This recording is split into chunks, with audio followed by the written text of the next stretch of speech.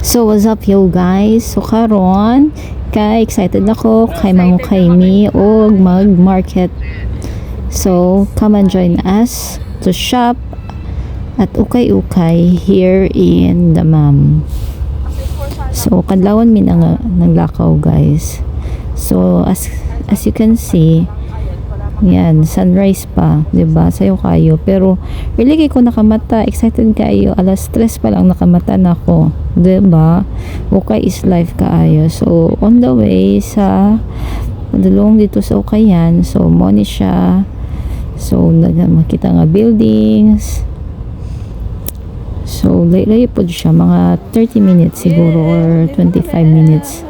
So nanami karon sa Haraj, ang gitawag nila kay Haraj, or meaning mga ukay.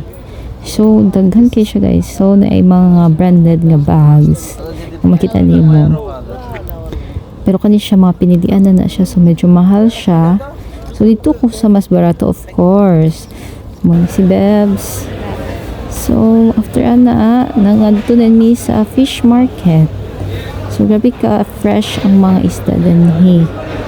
Kasi mo gid niyang bagsakan din sa ilahang mga isdaan. So makita nimo pula-pula pa kay mga mata, gaginhawa pa ang tilapia, di ba? Oh, kabalo siya nga gibidyohan siya, dili siya mo lihok. Pero pag dili na nimo siya videohan, mo lihok na siya. Di ba, artista kaning mga tilapyahan artista na yan. So may mga pusit na magani mga lobsters din pero mahal siya. So kanina ginhawa fresh na fresh yun kayo, sana all fresh, di ba? So dagan klase-klase gid sa mga isda mo kani mga shrimp, crabs, as in super fresh. And also guys, dagan po dinhi nga mga karne, but of course walay pork, so beef ra na tanan. So, naman na ragit ni. So, diba? Ikapoy ang madam. Ano na ako sa 14? Okay na. Happy ka na? Patas na po.